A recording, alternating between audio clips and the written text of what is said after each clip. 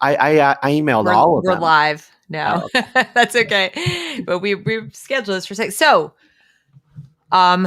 far nobody's here, and hopefully Christian will join us.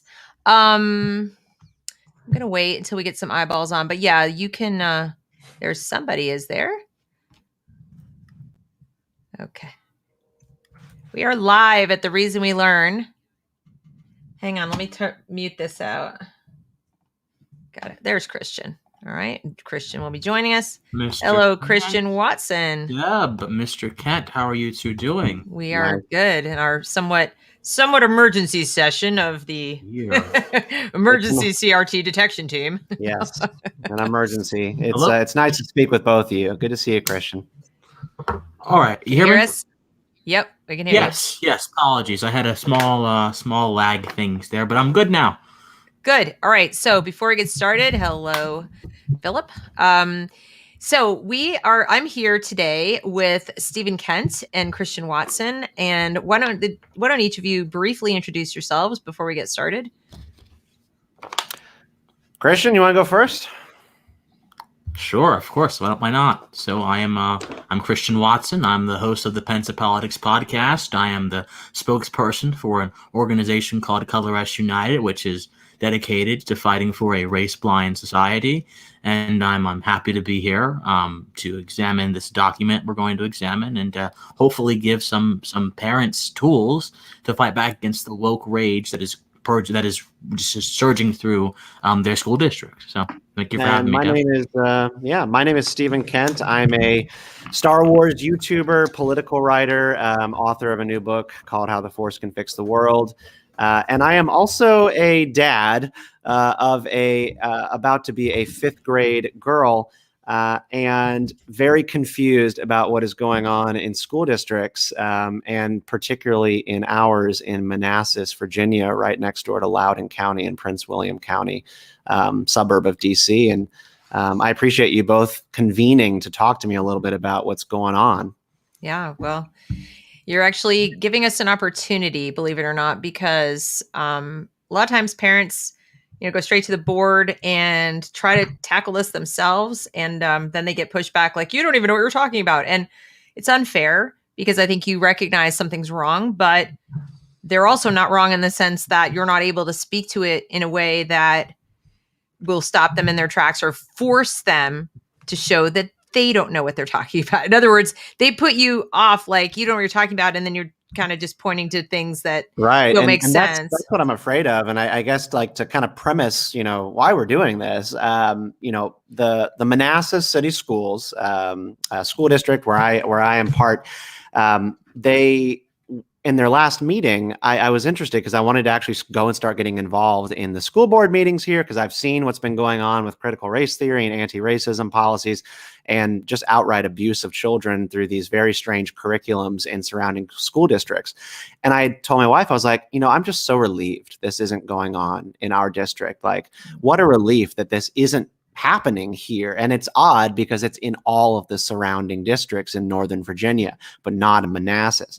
I go to the meeting that week, and at the end of the meeting, they offer next week we're going to be voting on a new anti-racism policy to implement in the school district, and we'll take public comment. And I was just like, oh, well, here we go. And they presented the document, and they read the abbreviated version only. And I just was stunned at how vague it was. It's this sweeping sort of like manifesto, like view of the world, rather than like, what are they going to do? The meat and potatoes of policy. And I found it alarming because it's a blank slate kind of document. Well, it also asserts with certainty certain premises that deserve to be questioned and really should have been put up to public comment way before they were drafted in a document as fact.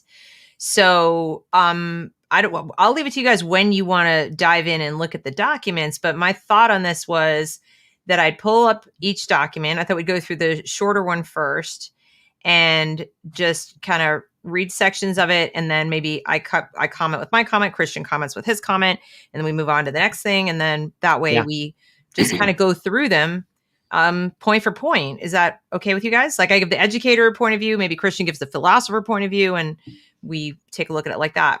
Yeah, I mean, that sounds great. And thank you for doing this, because, not a problem. just as a parent, when you're presented with documents like this by a school board who says very nice words about making everybody feel safe and included and uplifted when they go to school every day, you're sitting in the board meetings for this and you read the documents and it's like, well, I don't object to any of that.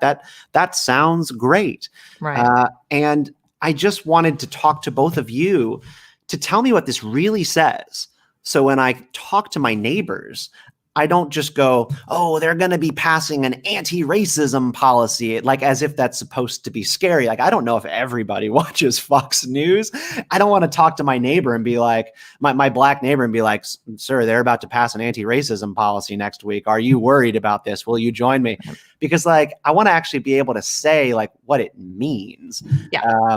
Because the document just says everybody's going to be safe and happy and included.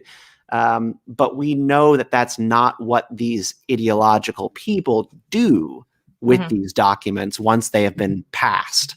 Well, they shouldn't pass them in the first place, as we're about to illustrate. When you have a document that's going to, first of all, that's paid for by the taxpayers, its entire production was paid for by the taxpayers, its publication and now its implementation is going to be paid for by the taxpayers. I think these people are duty bound before they make sweeping statements to present evidence in support of findings, like evidence to say, well, here's what we found and here's how we found it and here's how we know what we know. And so looking at this is the first of the two documents that Stephen has brought to us. It's in Policies and Regulations, Section A, Foundations and Basic Commitments. Anti-racism, or the ACC, is the code. This policy is intended to officially denounce racism and all racial inequality or inequities, I guess they're saying. Racism is defined, and this is important, listen to this. Racism is defined as any program or practice of discrimination, segregation, persecution, or mistreatment based on membership in a race or ethnic group. The School Board of Manassas City Public Schools Anti-Racism Policy and MCPS Diversity, Equity, and Inclusion Policy are designed to dismantle individual, institutional, and structural racism that exists in the division. Now, let's look at this as a practical matter. First of all, you're denouncing all racial inequities. All. Like each and every one. I mean, they're basketball players that are taller than I am. Really all.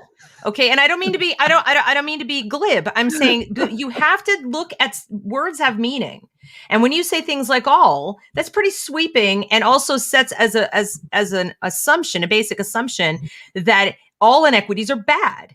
They're not. Some are neutral. Some have absolutely no meaning whatsoever. Okay. So to decide you're going to denounce all racial inequalities, you're now equating inequality with racism.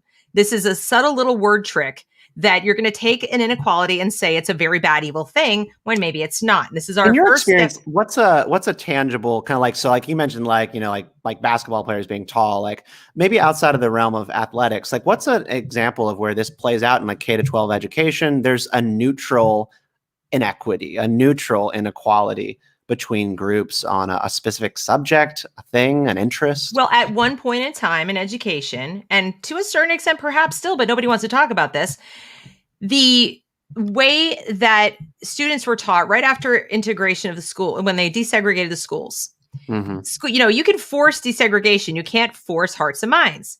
And so one of the things that happened is that schools and teachers, that they're like, we'll just track them.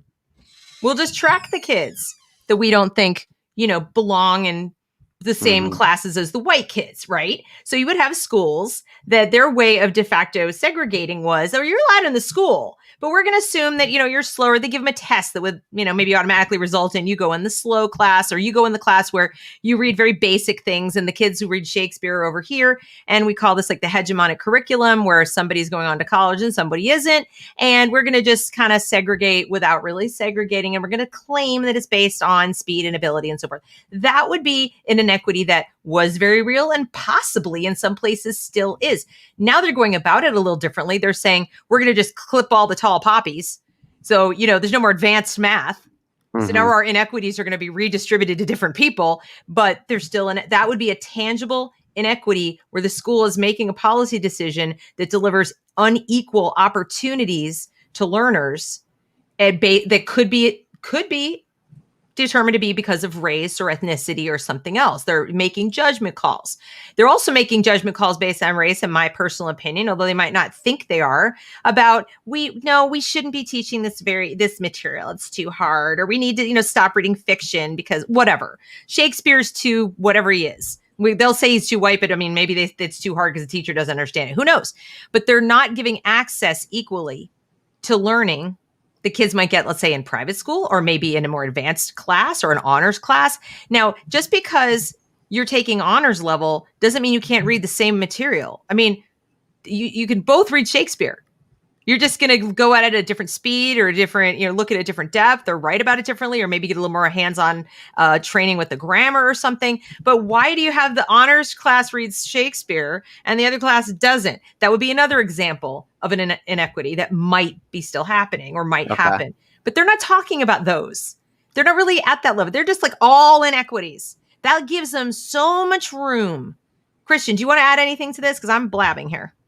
Well, I mean, and this is going to be more in the educational context, but I think if you look at the fact that AP advanced placement courses exist, that is an instance of inequity that is not only, I think, is race neutral, but is also lauded actively by the education system, by schools, because if they have more AP students and those AP students do good, what happens? The school district's image raises in the eyes of people. That's a good school because all those AP kids are going off to all these good schools. So in a sense, inequity is actually lauded in the education system. In fact, it is quite literally how the education system functions. And this appears to be a sort of convenient truth that is missed out in a lot of these newer documents. Right. So there's that's one where the inequity would be like a good one. You're allowing the kid who's, got that motivation and that skill to like go ahead and do what they want to do. But one that might be neutral to bad is the one that says we're going to change what we're teaching people based on whether they're in honors class or not in honors class. And if it breaks out that there's a racial difference, then we might be literally teaching different material to people of different race. Now, you might not be doing it because they're of different race, but it could fall out that way.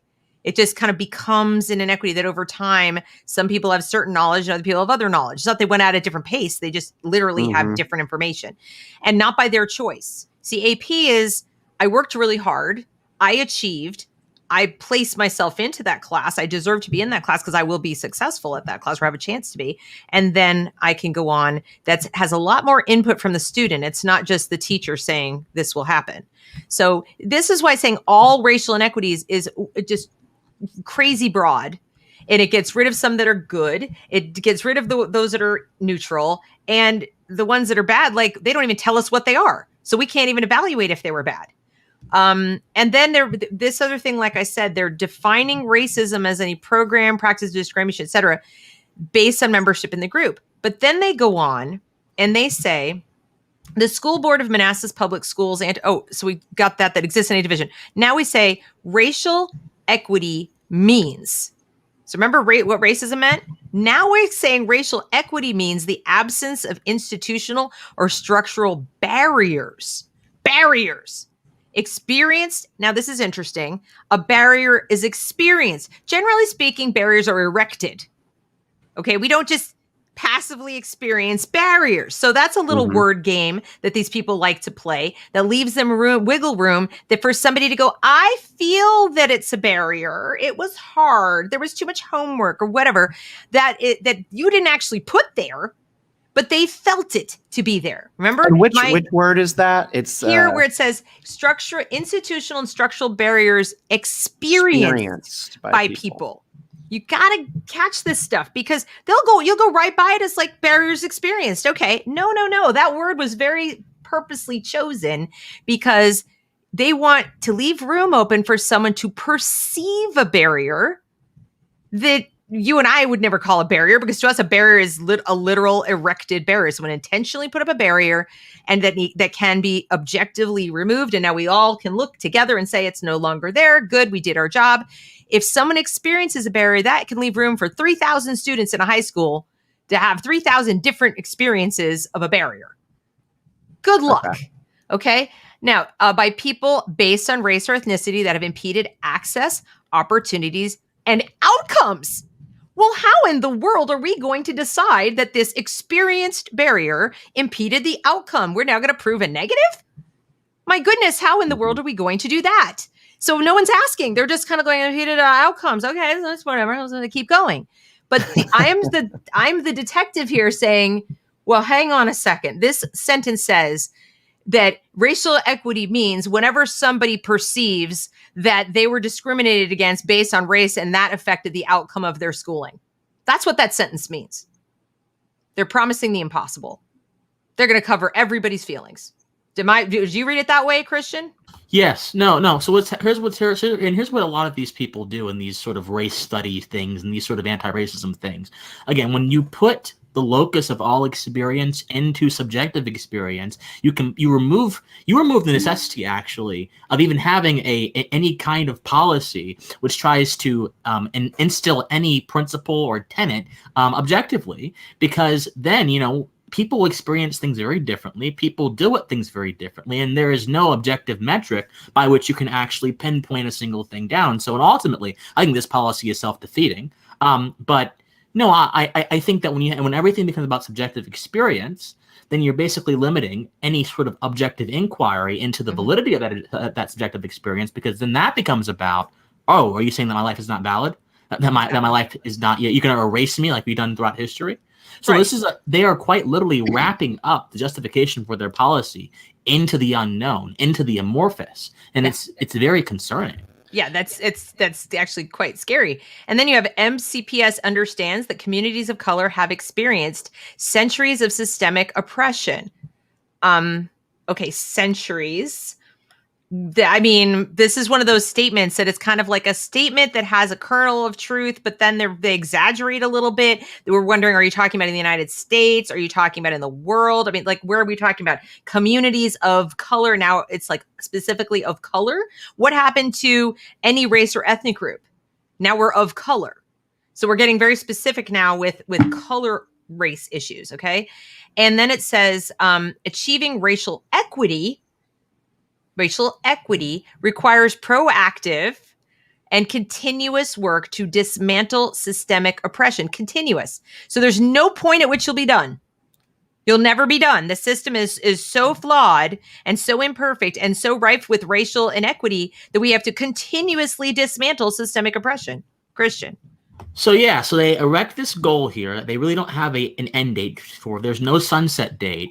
And if you oppose this, the implication quickly becomes, okay, we already have no sunset date. We already have no particular end point for this. This is a continuous struggle. And what you're doing is you're making this continuous struggle even longer by opposing this. So it's not just simply about having a difference of opinion when this kind of epistemic paradigm is endorsed. It's about you, again, impacting the lives of people whose existences depend on this kind of policy being adopted. It's really pernicious stuff, tying these sort of abstract ideas into the lives of people who look a certain way, and then basically implying that if you don't agree with these abstract ideas, you are in some way, shape, or form. You're a barrier that someone's going to experience. I think that it's a Kafka trap. One of the things that I'm unsure about how to articulate an objection to, because a lot of times in these discussions, with CRT, you'll have some people who says it promotes anti-whiteness, where I think a more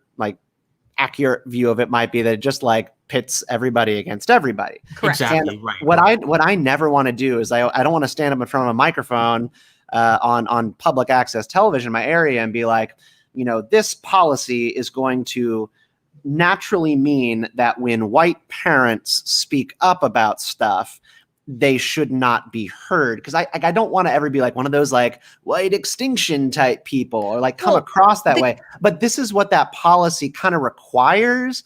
It kind of requires that you need to listen to less people, not listen to all people. Well, but not just that is, first of all, they'll marginalize whoever steps up to that microphone who impedes their progress. So it's not just about that. And you don't need to mention that.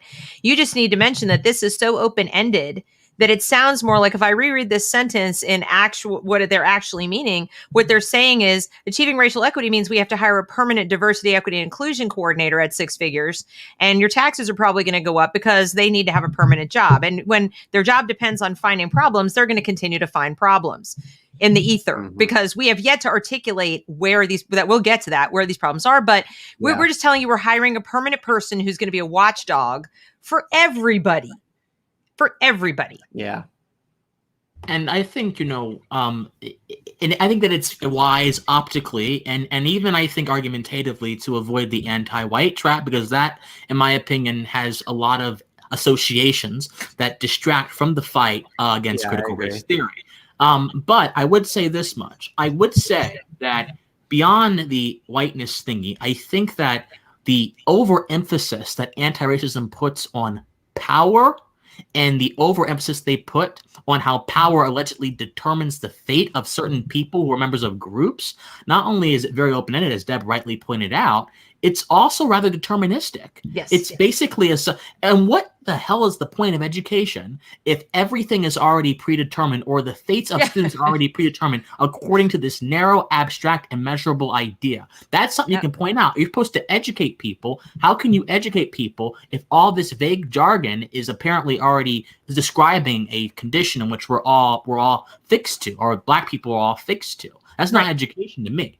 Exactly. And then it says, MCPS is committed to altering systemic power and privilege dynamics and structures. We will hear, elevate, and recognize underrepresented voices to eliminate bias. Now, here's your Marxism. Okay. When you start seeing the words power and privilege, that's your Marxian stuff. Because these people see the world as divided into, it's a binary system. It's a zero-sum game of power and privilege, people who have it, people who don't. It's not an endless supply that you can make for yourself. You can't make wealth. You can't make privilege. You can't make any of it. Nope. It's fixed. If these people have it, these people don't. Oh, and moreover, they got it from here. And the only way for these people to get any is for these people to have it taken away. And so that's why we don't say it's anti-white, because yes, they'll say that the culture or people of, white people have privilege now, but then they're telling this group of people that the only reason you don't have it is these people haven't given it to you yet. And you have to wait for that. You have no personal power. You have no abilities of your own. Poor you, bless you. No, so it's very demeaning to people who are not white. And it's obviously racist, explicitly racist to people who are, but it's also explicitly racist to people who aren't. It's anytime you have a us, them, you're just racist. You're just racist. You don't even need to get into anti-white. The rhetoric sounds anti-white. But it also, to my ear, sounds anti-not white, because I'm hearing them say, you're not capable. Don't even bother until these people get their act together. Yeah. So we're kind of like, this is a pretty short document. It's like their commitments, foundational commitments. Yeah. And it charts this ship in this open-ended direction. Correct. And it basically just says, this attitude and commitment and, to all this stuff, and we're committed and all this. And that is, they're basically telling you our worldview is binary, power, privilege, and none. We see, racism is a given. That's the main tenet of critical race theory. It's not a question of whether racism occurred. It's just finding it and rooting it out and all this kind of stuff. And the systems are inherently racist because why? Because presumably they were built by white people, which is another insult because they weren't Christian. And I think that the broader picture of all of this is really what it says about the idea of education. The classics, the Greeks particularly, had an idea of education making the person, rounding the person out, giving the person the tools they need to understand, interact with both themselves internally and reality externally. And it's obvious to me that when you state principles like as a school board, and you state a position so clearly like this, you're not trying to educate people. You're trying to advocate for something. Now, I think there's a very interesting question as to if education can also be advocacy.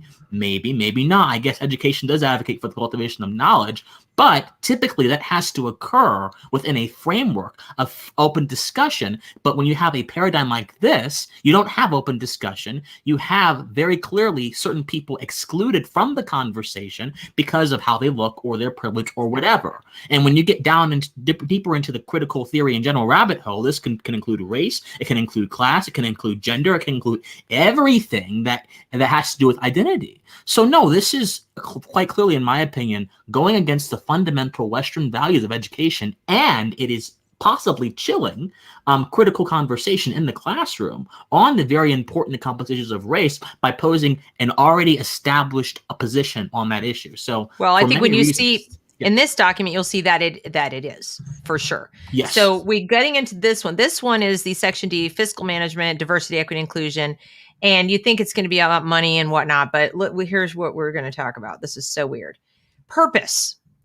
Manassas City Public Schools value its rich, diverse schools and communities and is committed to our mission. In collaboration with families, employees, and community members, will provide a safe and innovative learning environment that inspires, engages, and challenges all students. Okay, fine. To achieve this, Manassas City Public Schools will identify and correct practices and policies that perpetuate both the achievement and opportunity gaps, as well as institutional bias. So they say they're going to identify and correct. That presupposes they know they're there. So, I mean, they may not, they're telling you they haven't found them yet because they say they have to identify them and to correct them, but they're presuming them to be there. They're going backwards. This isn't how logic works. We don't start with, oh, look, we have an opportunity gap and an achievement gap. First of all, I would debate whether they have an opportunity gap. They need to quantify what that means. What do they mean by opportunity gap? Secondly, an achievement gap can be looked at many, many ways. We talked about this before the broadcast started. But they're saying there is one, and therefore, we presume it's the school's fault. We presume it's our fault, and we have to identify and correct our practices. Now, yeah, I mean, this is like, when you have a certain population performing or underperforming on a certain area, showing up late to school, maybe like, having like, majority paid lunches, like you're assuming that the school is failing here rather than other elements of society. You're not even taking that into account. Yeah, we're not even touching the that. School is the solution rather than, I don't know. Which is the same thing as saying the government is the solution. Let's remember that. Yeah. And this reflects the idea that the schools are responsible for the lives of children. And in my opinion, when people say that, and hell, they may as well be in a sort of ad hoc way, I guess, but not for any necessary purpose, though. I don't think really schools are responsible for the lives of children, but the school is basically trying to take dominion over the lives of their kids, and they're trying to direct them towards a certain end. And this really rejects the importance of kids and of parents, importance to their kids. So I think that's also very concerning. It's insidious the way they do it, though. See, they don't come right out and say we're responsible for our kids. But when you say things like, "Oh, there's an achievement gap and we have to fix it," you're basically sending a message to parents. It's subtle, but it's effective. It's our fault, and you should look to us to fix it. You don't have to change anything. You don't have to do anything. And the opportunity gap is not even defined. You're giving two terms here. You're throwing them out there to the community, assuming everybody knows what it means. Now, let's spend like a second on the achievement gap. Okay. Achievement gap typically refers to, you look at people's performance by race or ethnicity, and you say they're not doing the same. They're not having the same result as a group. Okay. What they don't show you. That's one way to look at data. And it's really a very slanted way to look at data. They take away the individuality of the students. They negate any high flyers in any group. Okay. Because the high flyer is going to bring up any group's average in any group. They're also, by virtue of making it a, mostly black and white thing, they almost always talk about achievement gaps in terms of black and white. They don't note that the Asian is up here and the white is here. Okay. And the other thing they don't do is get down to the granular to show that of the kids doing extremely well, for example, X percentage were black, and that percentage of the kids doing extremely well was really close. So in other words, the kids doing very, very well who are black, Asian, and white were all really, really close. And then it's everybody else who's like all over the place. They don't look at it like that either. They just let the high flyers in each group bring the group to where it's going to be and then say everybody. But we don't live as groups. We live as individuals. We don't go out there in the world and do that. We go to college or whatever as an individual. Yes. Yeah, and I Kristen. mean, so and you could also you could have like black students underperforming white students maybe on like their English SATs or exams, and instead of looking at as possibly a income bracket issue, a zip code issue, like where they live, you're just describing like, well, black students are underperforming, so there's a problem, rather than like, black people tend to disproportionately live in poorer communities. Like that is also known to be true. I thought that was usually a driver of like stress on your performance and the way that you test. Like, do you have a good home life? We're not allowed to talk about that. That's now called blaming the victim, and they call it a victim. There's no more focus on the inputs from the student side. The student inputs are not even considered. And reading through this document, I'm like, where's the student?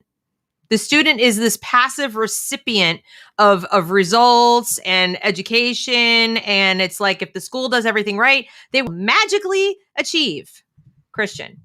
Yeah, and in this sort of lack of nuance and trying to, as they say, identify and correct the practices and policies that perpetuate the achievement opportunity gaps, they conveniently ignore their own context. They conveniently ignore the fact that public schools are typically not the context in which black kids do good. In fact, black kids tend to do much better. In fact, they outperform, in many cases, their public school peers in charter schools. Yes. Seriously. But again, they're not going to mention that because these people have an invested stake in keeping people into their zip code. So It's just very interesting how their lack of nuance also omits the context. And the context is where you can find the solution for this problem.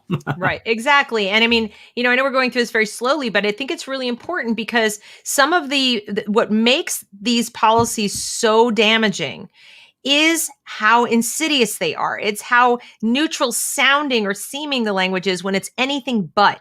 These words are chosen very intentionally to put you at ease or just make you feel like it's like over your head or something. So that's really important. They're going to they're saying it's the school's fault, not the individuals or the families or the communities, and they're going to fix it even though they haven't yet told you how they know it's there. Look, so your question as parents should always be, but how do you know? How do you know it's there? And how do you know it's 100% the school's fault? Before we go spending money on this, how do you know? Okay, so then the MCPS Diversity, Equity, Inclusion Policy and MCPS Anti-Racism Policy are designed to dismantle the individual, institutional, and structural racism that exists in the division. Another one for how do you know? Where is it? And why are you just finding it now?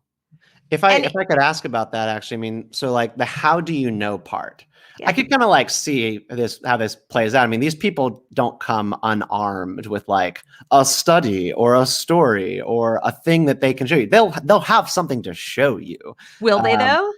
So I mean, no, I'm serious. No, if they define you got to look at their definition. It's like a substantive thing, but their definition on the prior document. According to that's why I said, remember it. Let's go back and look at their definition of racism. Okay. They defined it. They said racism is defined as any program or practice of discrimination, segregation, persecution, or mistreatment. So now they're coming here and they're saying to you that it is their job to dismantle the institutional structural racism. Okay, please do show me where the persecution, discrimination, etc. lives. Yeah. And then if they bring forth the study, say, well, here it is. And it's if my guess is right, it won't be like what you and I consider discrimination. They'll point to an outcome. And let's see this outcome. That's our evidence of the discrimination. And you got they actively in their own document define racism kind of in the traditional sense. That's correct. Jim Crow laws.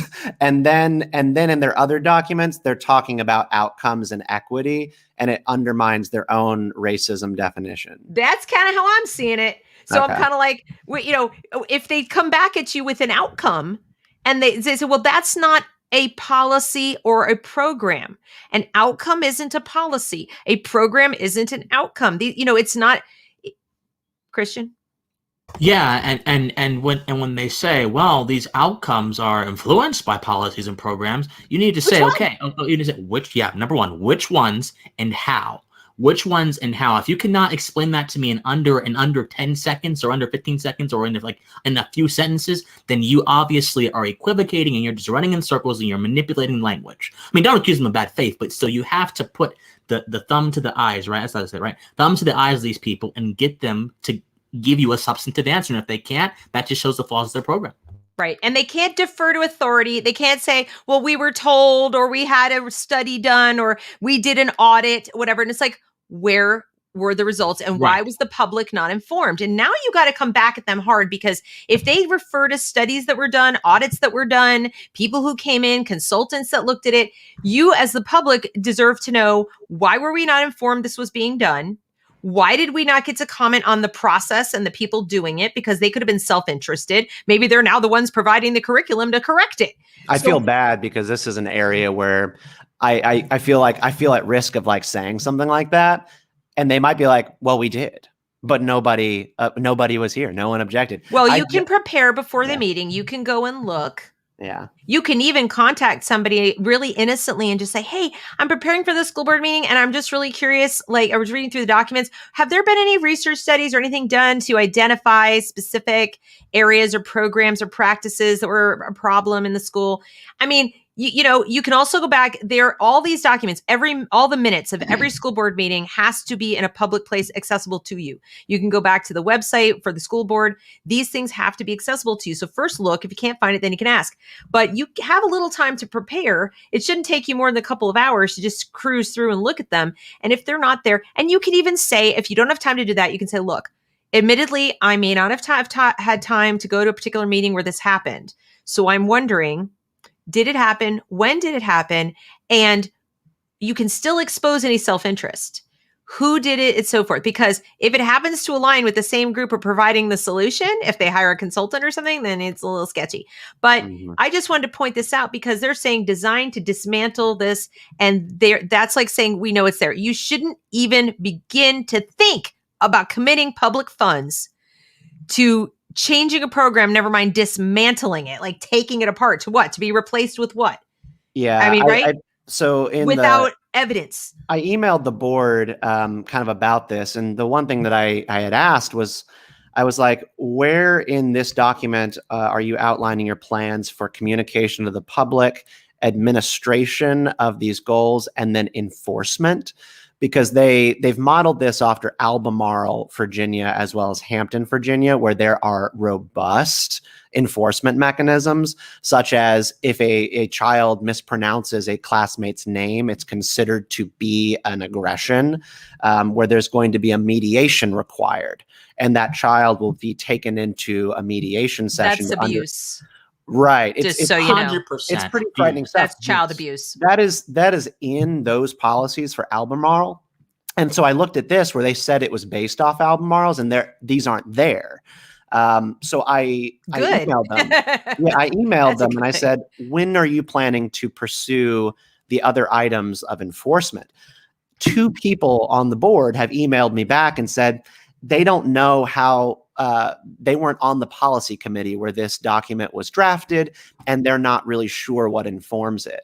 So I'm under the impression that on Tuesday, 2, if not 3 members of the board are going to vote probably yes on a thing that they don't know anything about. I don't doubt it. And while we're on the subject of sort of assumptions, and somebody, I think it was right here, this is really important to note. They presuppose every outcome, I think he means to say, should be perfectly proportional to the amount of people in a group. So there are some basic worldview assumptions underneath all of this, like the first document and this document, that somehow we call it a gap when there's any distance between things when we look at people as groups, because we're not going to look at people as individuals. No, heavens no. And then once we look at them as groups, we assume it's the school's fault. And then below that, we assume it should be. We assume it should be. So maybe it shouldn't be. I mean, we have to leave that possibility open that you aren't necessarily going to get representation in that way that's proportional to the number of people in a group and so forth. There are so many variables. It is unbelievable how many you'd have to take into account to understand what the outcome relationships, quote unquote, ought to be in a perfect world in a public setting. I worry that, yeah, Christian, go ahead. I just find it very odd that an ideology like this, which is being enshrined, or they're trying to enshrine it into a school code, it pretends or claims to care very much about the outcomes which allegedly affect African Americans, without actually investigating if the particular African Americans desire to have the outcomes these people think they should have. That is correct. Especially when you're an adolescent. You know, I'm 21, so I'm a little fresh. I remember this time. And when you're an adolescent, hey, I still am developing my interest and my desires in life. I got a pretty good idea. But when you're a teenager, you're going through the most volatile period in your growth. Things are growing. You know, your emotions are going everywhere. And so, if you're going to try to give them certain outcomes, you have to see, okay, do you desire this? And even if they do desire something, you have to question that, because teenagers don't always think rationally. So this is an ideology which completely misses the people it's supposed to help. Well, it also thinks that it also refuses to, we talked about how they said this, it's all the school's fault, but they go beyond that. They refuse to acknowledge things we know. I mean, research, long-standing research. We're talking long-range studies of human beings where we know there are factors that are the greatest prediction of your successful outcome in school and in life. And they don't even look at them. They refuse to look at them, and they're making it all in the school. And so as a consequence, what they're doing is they're not just holding back the kids who have those factors in place in their lives, namely the nuclear family, father in the home, two parents for sure. But with boys, they know, a male role model. Maybe it's not the father, but there's some male in the home or somebody who's a male role model. They know that if you things like sit down to dinner with each other, you do better in school. I mean, there's all these factors that come into play that predict successful outcome in school and then also in life. And they don't want to talk about it. And so they're holding back the kids who have those things by commenting on the gap is bad, as opposed to good on you. Let's help these people get where you are. And they're making it impossible to really help the kids who don't have those factors in place. It's not their fault. These things are beyond their control. But if you don't acknowledge the reality of their existence, how are you really going to help them if you actually want to? And you may not be able to. You have to also accept the possibility that you, as the school, cannot fix it. That you can fix some things, but you can't fix everything. And you need to be able to be honest with people and honest. The parents can't do what they need to do or not do what they shouldn't do if you're not honest with them about how much their efforts or lack of efforts are impacting what's going on with their kid in school. Yeah, like one of the areas where there's like a kind of like a virtue statement kind of put out, and it's unclear whether or not how they want to level the playing field. Like this is like one of the criminal justice reform aspects. Students of color are disciplined more frequently than white students. I've read a lot about this. Like that tends, I think, to be true. You find like a lot of black kids will get, more harshly punished, they may be suspended. Where white kids' parents, like because they're very activist parents, they can usually mediate with the principal and help and make sure that their kid doesn't get in huge trouble. So what is the solution? Is the solution to discipline more white students to level it out, or is it to discipline less harshly black students? And bring everything down, or do you just want to bring it up, right? Like more discipline. Well, I challenge the premise. I mean, first of all, I've had kids in the school and in a very diverse school, and their kids behave differently. They just do. And so some of it is cultural. Some of it is, some of it is expectations. Okay, you have to remember, and this is another one nobody wants to talk about, but there is a sort of a subculture. It's more particular to the urban areas and not so much to race, but to an urban center, where the expectation of sort of behaving in school is uncool. And we reinforce that with some of this critical race theory stuff. If all of these things of being on time and getting the right answer and being polite, if that's whiteness, then you're basically giving somebody carte blanche to disregard all the things you need to do well in school and not be disciplined. So you're practically inviting people to misbehave by saying, because the culture might tell you don't act white.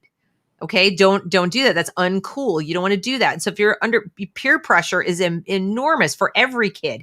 It manifests very differently. Like, for example, you don't see a ton of Black girls, for example, wanting to become boys. You don't see a lot of that, do you? You don't see a lot of them running to the clinic to take male hormones. But you do see a lot of girls running to the clinic to take male hormones. They just happen to predominantly be white. Nobody wants to even discuss that. Could it possibly be that there's a pressure to, like hate on yourself or erase yourself because of all the stuff they're teaching? We don't know. But what I can tell you is if you refuse to look at reality, if you take this reality doesn't matter, it's just what I perceive and all that as the rule, you're gonna have all kinds of very bizarre how with outcomes. like this bulk kind of paragraph. So it's like in the United States, there's been a long history of legal and de facto discrimination. So we talked about like the equity argument that like you gotta kind of come back at these statements and talk to your school board about why they view equity as being like the end all be all, why everyone needs to be performing the same.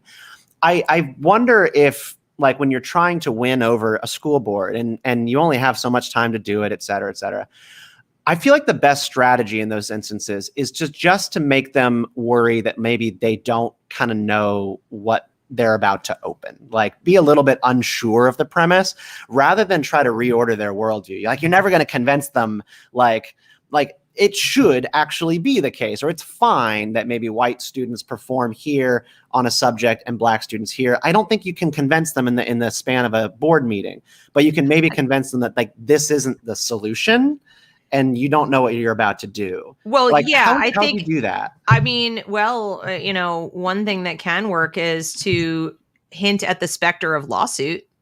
Uh-huh. I mean, I'm getting ahead of myself here, but some of this stuff can manifest in some civil rights violations. So, I think let's take a look at this paragraph where it says white students have clearly outperformed Black, Hispanic, Native American, and other historically underrepresented students. Well, I want some definitions here. What do you mean historically underrepresented? What does represented mean? And underrepresented where? And then it says on state assessments in every subject at every grade level. Okay, clearly outperformed. According to whom? According to whom? And then another thing I might do is I might turn to the fellow parents in the room and say, are you concerned with how my child is doing?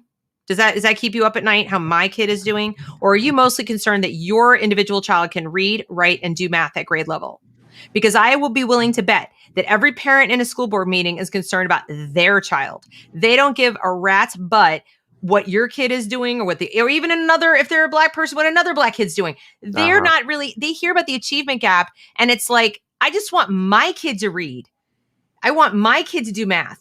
So if they're fixated on this thing that's their measurement for themselves so they can go out and get money, we need money because achievement gaps. But parents, where parents live in and breathe is their own kid. And so what you want to know is that they're setting things up not to close an achievement gap, which could be closed many different ways. Let's make everybody dumb. We're going to give everybody equally, dumbed down material. So nobody reads, but they all do equally well on the test. We win. I mean, what's your goal? You can't lift everyone up to the same level. It's a physical impossibility. It's an intellectual impossibility. So since you can't do that, why are you even looking at the achievement gap? Why are you not just looking at, for example, in your specific school, how many children, period, can read at grade level? Never mind their race. How many kids are reading at their grade level? Because if I'm white and I outperform a Black kid on a test, but I'm still a grade behind, and he's just 2 grades behind, it's the school has failed everybody. Okay? So they're not talking about that. How are the kids reading? All the kids should be reading at grade level by 3rd grade. Period. End of conversation. You have one job. You should do that very well. There's no excuse. They're ignoring the science of reading. They're ignoring people's IEPs and 504 plans to do what? To focus on identity markers and let's talk about anti-racist babies and all this junk. All you want to talk to them about is how many kids are reading at grade level across the board. And if it's not 90%, then what difference does it make if there's an achievement gap? Because that's all the individual parent cares about. That's all they care about. I've never met a parent in my life that was remotely concerned about the achievement gap unless they were already like a teachers union member or school board member or somebody worried about money. Because that figure only means anything to people looking for money because they go use it. It looks scary on a graph, doesn't it? Look, right? And I think that this Deb's point cuts straight to the center of a broader point that I think needs to be made. And you can make it in a very simple question, Stephen, when you go to this meeting. You ask them, whose responsibility is it for my kid's success? I would love to see what those school board members say, because if we're to take all of this at face value, with them looking at the achievement gaps and looking at these very broad quantifiers of all these students, it would have, and them saying that these achievement gaps and these disparities are unacceptable, it appears as if they're saying, oh, it is our responsibility for your kids' learning. And if they say that, then they're not going to say that, of course, not going to say it, because they're not stupid. But if they're implying that opens them up to a very broad range of attacks. So no, I think that the question of responsibility is central to dismantling a lot of this stuff. That's a great question. Yeah, who's responsible and how are they held accountable? How are they held accountable? Yes. If my child finishes third grade and they cannot pass that test at the end of third grade to show that they're reading at grade level, who's responsible and who's going to be held accountable to fix it? And if they go, well, and suddenly it's also the parent, it's also the home, then why are we talking about achievement gaps and getting more money and dismantling systems of racist oppression? Because if it lives at the school, if it's these racist oppressive systems causing achievement gaps and causing all these problems, well, then you could certainly be able to tell me instantly whose fault it is. Who's responsible for my kids' achievement, their individual achievement? Because if they can't read, but everyone else in the class reads, that's not, yay, we succeeded. Like I said, they could close that gap, but if your kid is illiterate, you don't give a damn. You don't care, because that's just an aggregate. It's irrelevant. So I think it's a great question, Christian. I hope anybody who's listening notes that. And I just want to, thank you very much for the super chat. Your pal says, Harrison Bergeron is our future or a wrinkle in time, maybe. And I think of Harrison Bergeron too, when I think of some of their approaches to achieving equity.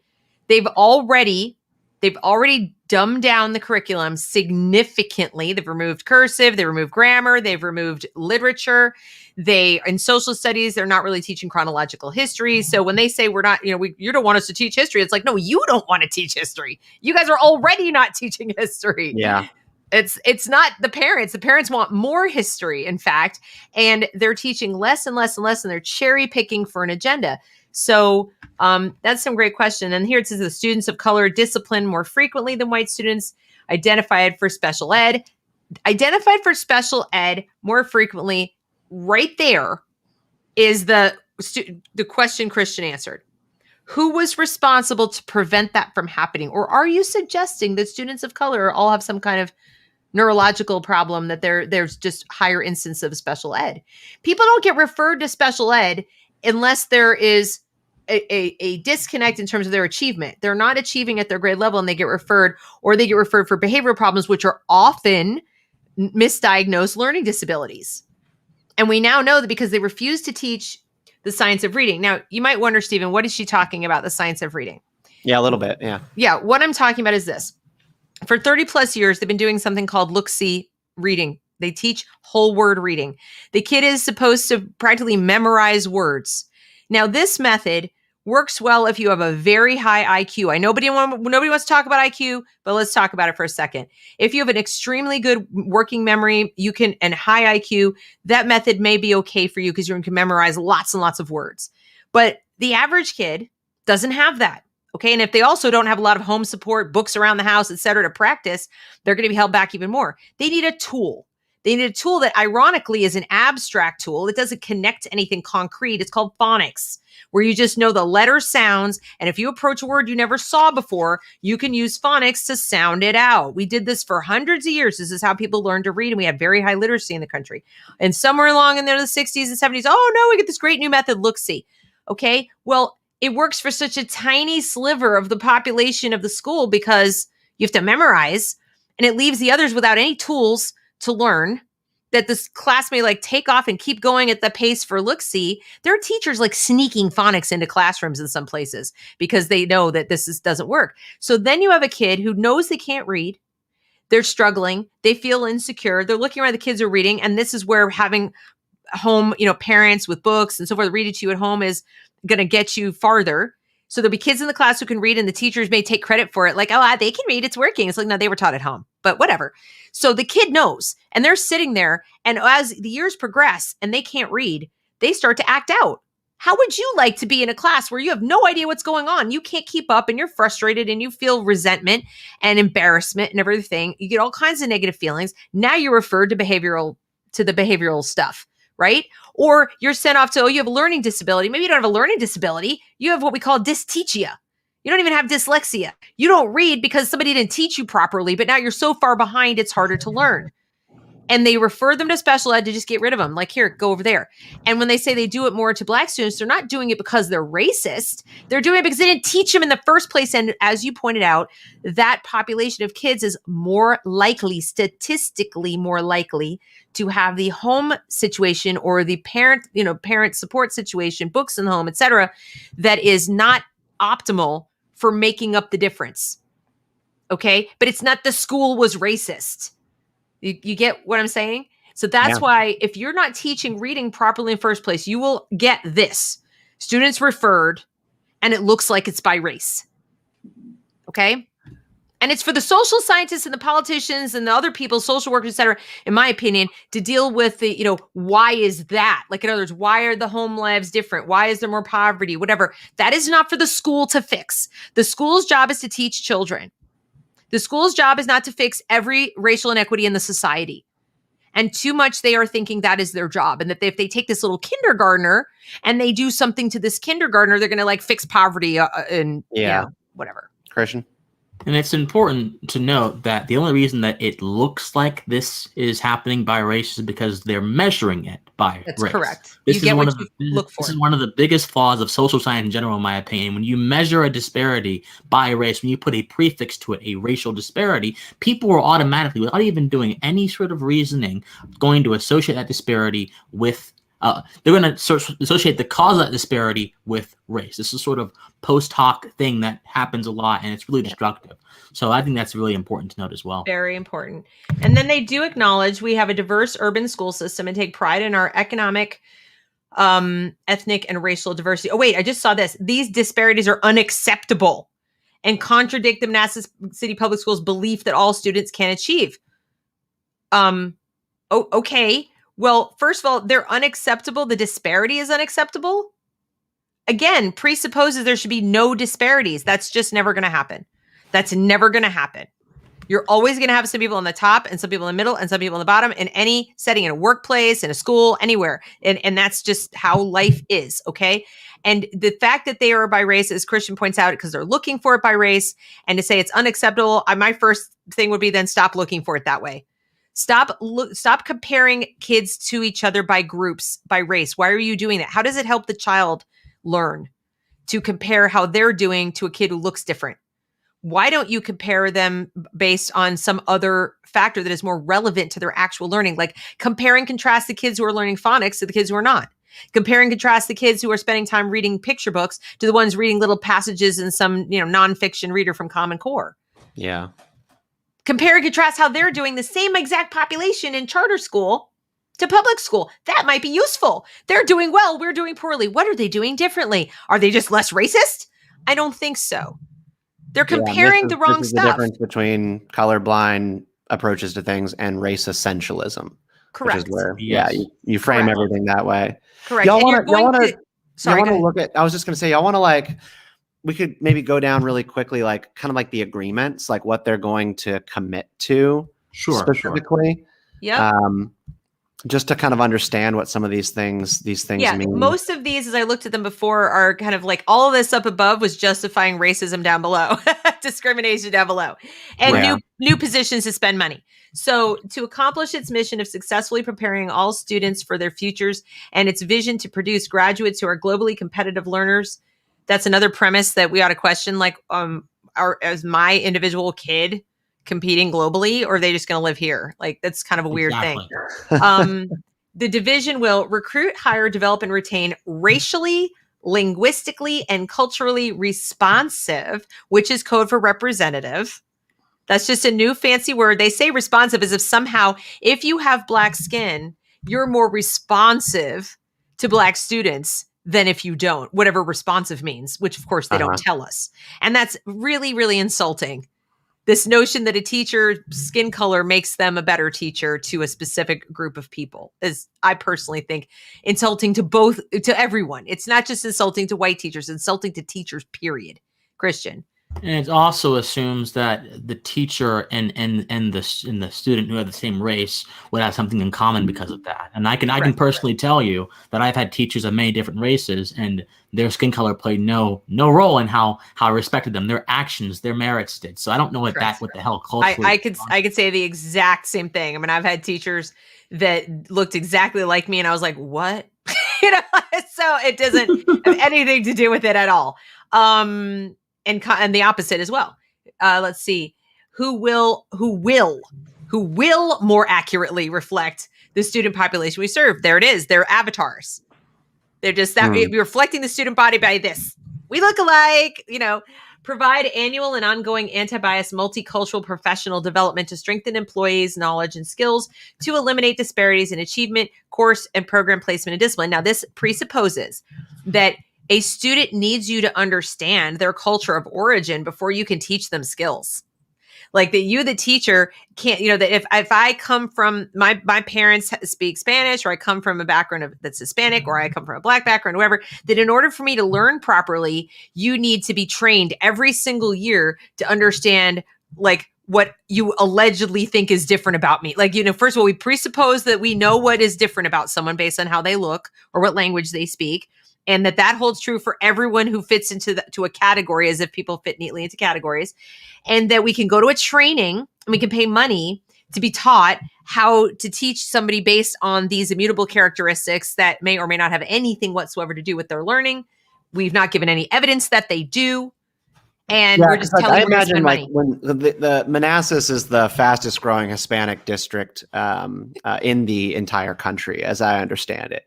And so I think what you're saying there is like, they're going to sit down for like annual cultural sensitivity trainings and really just like have this cartoonish idea of like what Hispanics are like and what their culture is, rather than being like, well, some Hispanics are Catholic and here's what matters to them and maybe why you shouldn't talk about abortion in a certain way. They'll just talk about, I don't know, just like these sort of like deeply racist tropes where like they are all this marginalized group that believe X and Y. Right. Or that they don't want you to speak. I mean, like the notion that people who come here who are immigrants don't want you to speak to their child exclusively in English. That's an assumption that a lot of people make that is false. A lot of times they're like, please speak to my kid in English. I want them to learn English as fast as possible. You don't know unless you ask them. And just really quick, it says provide annual and ongoing anti-bias training to eliminate disparities. So I think we may have, for the first time, these people may have actually been semi-scientific and given us what they believe is a cause of these things. And so bias. And so you have to ask them, how is bias impacting my child? How is bias going to impact my child? I mean, aren't we biased towards having children who achieve? I mean, aren't we biased towards certain? I mean, I don't understand what you mean by how is bias playing into my child, not achieving what they should be achieving. I mean, is someone using their bias to stop them? If so, who? You engage this Socratically, because this is the first time I've seen them even offer a cause for their theories here. Right. And if they mention something called implicit bias, they're probably referencing that horrendous non-study study that even has a disclaimer on the bottom going, this is not really accurate at all. And that's should have no bearing on anything. And there's a little quiz you can take. It's like, it's worse than a Myers-Briggs, as far as it's like numerology is probably as accurate, where you can find your implicit bias. We all have biases. They're little tools or shortcuts that we use. Some of them serve us very well. Some of them maybe don't, but it's not whether you have a bias or not. It's whether you're able to think critically around the biases. And most of us who are critical thinkers don't need this training, because we know well enough to check our own arguments and our own, presumptions about people. And what these anti-bias trainings are that I've watched so many of them, is they are bias trainings. They're just replacement bias trainings. They're not anti-bias. They take the word anti and they stretch the meaning all out of it. They're just going to put you into a training that biases you against your own instincts, against your own experience, against your own knowledge. And is it fair to ask about the second point, provide annual and ongoing anti-bias multicultural professional trainings? I mean, basically they're saying right there that they are committing to considering paying Ibram X. Kendi $100,000 to speak instead of expanding the size of a certain classroom at a certain school, or instead of getting new books for a thing like that. Can you like ask, I think in a fair way, like, why in here are there no commitments to responding to the needs of students in the schools, and you're just pumping in administration dollars for paid speakers? Well, one thing you can look up if you want to is you can find out how much they paid out last year in settlements to families who sued because their IEPs were not, any kind of IDEA lawsuits that they might have had to deal with, or any settlements they paid out, because almost every school in the country is violating federal law every day. When they don't adhere to an IEP, they are violating federal law. And what does that mean, IEP? Oh, okay. So it's an individual education plan. If you're in special ed, okay, you have an individual education plan. Because these are public schools, they have committed, there's federal funding to back it up. They've committed to provide every single child, regardless of whatever disabilities they have, a free and appropriate public education, because we all pay our taxes, right? So the state said, well, you can't be an unfunded mandate. You can't make a federal law that we have to provide this without funding it. So it's funded. They have federal funding, and they actually have to spend it, because if they don't spend it, they have to send it back. So they have these funds that are supposed to be used to provide this. The reason they don't do it, the reason they don't actually pay attention to these IEPs, is they don't have staff that's knowledgeable enough to do it. They don't commit to finding those people, training those people, reinforcing their training, making sure that they're supported and that the kids are supported, that the parents have transparency, and that everybody's working together as a team. Because I've heard stories, they're extremely rare, but when they do work together as a team and you have the right staff and the right people, it works very, very well. But the majority of times they don't do it at all. And they just rest on, they have lawyers on retainer, and we'll just pay a settlement, or we'll just wait till they sue us, because the only enforcement arm of IDEA is the parent. The parent is the only way. Now, do you think maybe the results of these break down racially? Do you think that it's possible that the family where the single mom has to work 3 jobs, can't show up for all the IEP meetings, can't watchdog the teachers to make sure they're paying attention to the IEP, and doesn't understand English well enough to even know that she's supposed to, and she's the only enforcer of it? Okay, I'd say that's highly likely. I'd say that's very highly likely that they are de facto racist in their application of attention to the kids whose parents poke the finger to get it done, and the rest they're just like, we'll wait to see if they sue, and if they don't sue, who cares? And those kids slip between the cracks, fall far, far behind. And you know what prisoners who are incarcerated have in common, more than the fact that they committed crimes, and even more than race?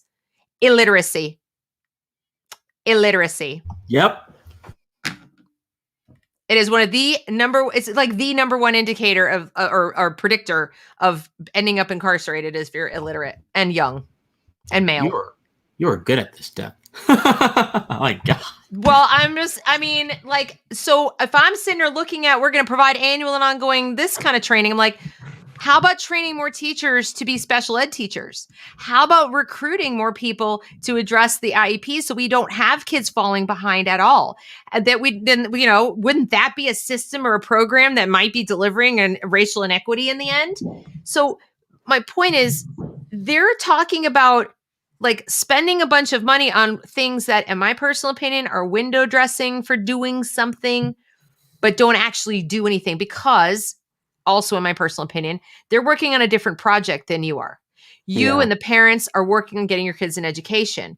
They're working on keeping their jobs, keeping public schools looking like this essential public service that is constantly in need of more funding, that is perpetually underfunded. Oh my God. Because that justifies their existence. And furthermore, they're committed to fending off any competition from private schools and charter schools and school choice and vouchers or any other thing that would compete with them. So they literally can't focus on what's really causing the problem, because it will be such a glaring advertisement campaign for school choice Yeah, And it will be such a I've kind of glaring picked up indictment on of that teachers' unions. subtext. Forget about it. So they can't do that. So I would maintain, I actually have argued, and I believe this, that all of this is a giant cover up, What massive cover up. What would you suggest? You mentioned settlements in your school districts regarding IAPs. How would you recommend going about finding such documents? Well, again, this is supposed to be public information. Now, I mean, I don't know how, like who you would call to find out. I would suggest there's on Twitter, for example, you can find people in the group FAPE, FAPE. This is Moms for FAPE, I think is one of the groups. And they, this is all they do is fight for kids who are not getting their free and appropriate public education. So if anybody knows where in the district you go to find out how much money they're spending on lawyers, it's usually in meeting minutes. I mean, whenever they have school board meetings, they have to discuss expenditures on lawyers. So there was one district I looked at, and I think I might have done a video about it. They were spending an insane, like we're talking millions of dollars. And that's money that could have gone to actually taking care of the kids. It costs a lot less to just educate the kids, but you need to want to do it. You need expertise and you need to want to do it. You need to not feel like it's not my money, so whatever. I don't need to deal with this. I got other things to address. And this is a very political thing. School board members are politicians. They're politicians. So never forget that. And they also answer to politicians, and superintendents are politicians. I really want people watching this to understand something that I've discovered relatively late in the game, that politics is, the school is political. Politics is in the classroom, and it has been pretty much forever because they're public schools. And here's how it works. You've got teachers who are public employees, and they're all members of teachers associations, which may not have bargaining power at the bargaining table, but they're still in unions. So people go, we don't have a union in my state. No, you do. They don't have collective bargaining power if it's an association, but they're still in a union. Those unions are activist unions. They fight against school choice for obvious reasons. You would think they would want their members to have a choice of schools to work at, but apparently they just want the public schools, not any charters, because the charters aren't under the same obligation to hire their members and pay them what they pay them and all that kind of stuff. So they want that. They want them paid as much as possible because then they can charge more dues. And then they use a portion of those dues, a large portion of those dues, to contribute to politicians who will then further put their priorities at the top of the list. And it's a big circle. It's like money laundering. Okay. And then what they do is they fund school board candidates. They find out who are the school board candidates who are going to do our bidding. We're going to promote them, and we're going to give them money, seed money or whatever for their campaigns. And it's perfectly legal. And most states, and you go ahead and, fund their campaigns for school boards. They push ahead with their agenda. Now, at the tippy top, governors typically appoint most, if not all, members of boards of education. Okay. Boards of education then do things like they hire the superintendent, like they empower through their money and their policies, whatever, the local boards that then hire the superintendent of school for like a county or whatever. If you don't please the union, namely your teachers and then the union, they go to the members they helped get elect and say, fire that dude, fire the superintendent. And then of course, superintendent and that they hire principals. So if the principals don't do the superintendent's bidding, they get fired, and so on and so forth. So everybody's got to kiss everybody's butt politically, or they're going to lose their job. Teachers get blacklisted. If you don't do what, everyone else is doing, and, you make no secret of it, and you're not tenured, they'll shove you out. Okay. Because they'll happily replace you with somebody who will kiss their butt. So it's all political. And when you look at stuff like this, and you want to give them the benefit of the doubt, they care about kids, they'll say they do and all this, but it's their highest value is not the education of your child. Their highest value is the reputation of the public schools in their district. That's it. The point that Christian made, actually, no, both of you were making about literacy and crime just a bit ago. That seems to me to be like a really interesting point, that if you were like talking to your school board, I mean, like, what kind of problems are you trying to solve and what inequities matter to you? Like, I actually really want to zero in on that somehow and just be like, how can you like make your whole point about, why in here none of the agreements that you're committing to are like, we're going to get our literacy and reading rates up, and we're going to invest money in doing that. Instead, you're going to hire consultants to train teachers on how to speak certain languages and pronounce names correctly. That's a good question. I don't see why you couldn't ask that question. I think another good question could be, what exactly plagues, and then they gave a very general understanding, but let's see if they actually know what they're talking about. What exactly plagues the performances of Black or Hispanic students compared to white students? And do you think these issues need to be primarily addressed through these consultants, through this sort of bias stuff? Could these issues not have other solutions? And if so, why is the board not pursuing these solutions? So if you make them be very specific, because again, if they're not specific and they just bloviate, it's going to come across as if, that they don't really know what they're talking about and they're just being political people who are pandering. Well, there's an assumption, an underlying assumption that a Black student or a Hispanic student can't learn if everything isn't like perfectly comfy, cozy. I mean, the way they talk about these historically marginalized students is if they're made of glass. And then I think of somebody like Frederick Douglass, who was, a literal slave, okay, and taught himself to read and read voraciously, taught himself all kinds of things, and became a statesman and a teacher and all kinds of wonderful things. He had the ear of presidents, and I feel like it's just doesn't pass the smell test again. We had high schools in this country, in Baltimore and Washington, D.C., that were fully segregated, that had, no heat in the winter and so forth. And they turned out, Thurgood Marshall, and they turned out people, PhDs by the dozens, scientists, heart surgeons, etc. Why, like this notion that a person who is of a minority population just isn't going to succeed unless we do all this. There's no possible, they can't even learn. They can't begin to learn until we dismantle every shred of anything biased. So like, I take it the other way sometimes. I go, okay, let's say you've got teachers who are insensitive and just, teaching one way to everybody, whatever. Like, why does that mean that the kids can't learn? No, I have some theories. I think it does impede learning if people are insensitive and rude and whatever, but to everyone. But I don't think you can achieve this level of perfection for every single kid that they're implying they can. Nor do I think you have to. I think you need to do what works, what we know works, use the science of reading to teach reading, be absolutely militant about improving reading, not just by scores, but by the kids' own estimation. Improve reading. That should be the number one goal. If you want to keep people out of prison, you want to keep people away from poverty, you want to keep people from, having kids while they're still kids, all of these things, reading, literacy. I'm going to just bang this drum forever and always, because that's where all the knowledge is. All the knowledge is in words. But you see, that presupposes they want you to have knowledge, which is a whole other video. Yeah, whole nother video. Yeah. But I emailed the policy woman who not policy woman, but the member of the board who is on this policy committee and made this policy.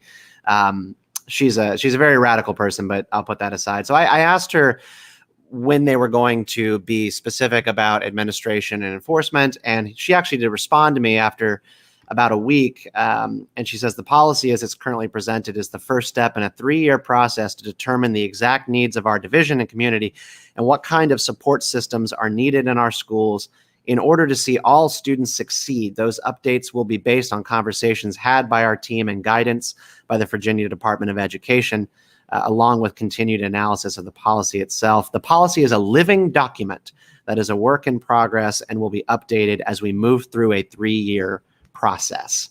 What do you make of that? Like, well, it's a whole lot of nothing to my ears, but I don't know, Christian, what do you think? Well, so again, this idea of any law or statute being a living document, something I have something against that in general, whether it's the Supreme Court saying that or a school board saying that. But it just shows to me that these people, again, the consistency and objectivity are missing from their calculus, right? They want to solely bind their regulations to experience. And when you buy your regulations to experience, you have no stable core to it. And therefore, that kind of that kind of gives you a path of not justifying it. You don't really have to justify it, because you can say, well, look, this is the experiences of these people. This is what's happening right now. This is what we do. There's no fundamental justifiable basis to it, which really means that your plan shouldn't be adopted in the first place. But for these people, unjustifiability is actually a social currency, because again, it's about how we feel. My truth, the public becoming the private, the world becoming interpreted only through my lens, through a critical lens. So that's a symptom. It's just very touchy feely. It's like, Yes. you've appropriated millions upon millions of dollars to educate children.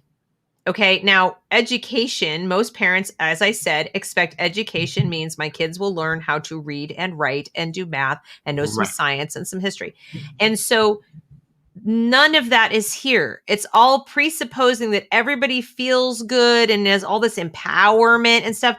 They come down to like, provide every student universal access to high quality, culturally responsive curriculum by targeting the needs of each individual student to ensure learning outcomes are within the reach of all learners. First of all, this sentence is utter nonsense. First of all, culturally responsive curriculum is it's CRT light. It's CRT light.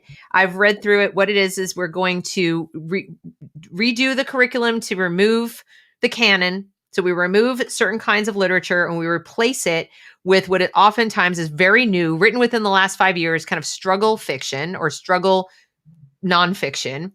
And we call that with this representative avatar, like, hey, there's a Black kid in it. Hey, there's a lesbian person in it, or there's a LGBT person, whatever. And now we're culturally responsive. They don't mean culturally responsive just to the kid's culture of origin. They mean culturally responsive to the culture they're trying to create in the United States.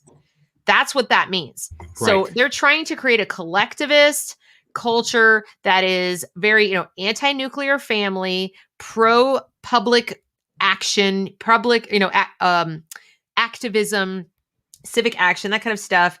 And, that institutions are to be questioned, that our history should be questioned. So cultural responsive doesn't mean what you think it means. They want you to think it means sensitive, and it doesn't mean sensitive.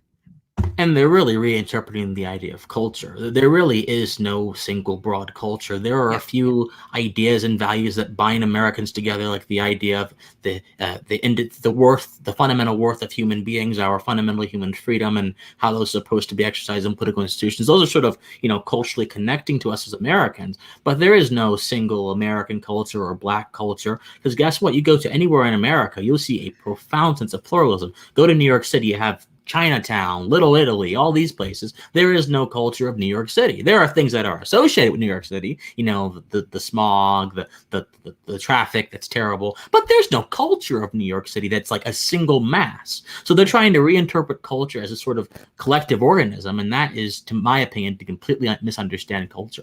Yeah, it really is. And then they say they're going to be flexible and incorporate the contributions of diverse cultural groups. They're now letting you know that they're going to equate all different cultures that, we might not consider even, having to do with American or American values as equally valuable. Okay. So this is another little trick they play. Like in New York State, one of the things, they were more explicit about it. They said that they're going to promote and preserve cultures of origin represented by the students. That is not the school's job. It is not the school's job to hinder assimilation. And that's what that is. They are almost looking to balkanize us when they do that, because school is supposed to be a place where we come together, like Christian said, and we understand the values that bind us together as a people. Okay, those universal values of freedom of speech and equality under the law, and we're colorblind society, that kind of stuff. And instead, they're doing an about face, going 180 degrees from that, and saying, no, we're going to bring in all these little different cultural, like you said, almost a cartoon caricature of different cultures that isn't really what culture is anyway. And we're going to just put them in your face so you don't feel like you belong to anything. Or moreover, you get really you get convinced that you have to belong to one of those or you're nobody. It's like if you say, well, I'm just American, well, you have no culture. Like, that's a bad thing. We used to think that was a good thing. We used to think, no, my culture is that what's, pluralistic, whatever. No, you have to find your identity group, or you personally have no identity. That's the message they're sending to kids. Like affiliate, find your tribe. And that's what culturally responsive education is all about, is putting people into little buckets. Yep. That's really interesting. I'd never thought about it that way. Yep. As something that was, I don't know, just so insidious. It is. It's divisive. It And is. parents think it sounds nice. Oh, we're going to read, we're going to learn about different cultures. Sounds good. Until your kid comes home and they're like, I am now identifying as a blah, blah, blah, blah, blah, blah, blah. You know, they give you this list of things that is external to themselves. And you're like, but what about my daughter who likes ballet or horseback riding or, you know, reading books or, you know, that's you. Like, you are the choices that you make and those kinds of things. You're not this stuff that, you know, you check off a box. And they want to downplay that. That's not important. What's important is finding your identities. And then they say, welcome and empower families of all races, economic status, ethnicities, religions, cultures, language. This is one of those, yeah, I thought that went without saying. Like, why do we have to say that we have to welcome people? That's, first of all, the law. That, thank you, that you plan to obey the law.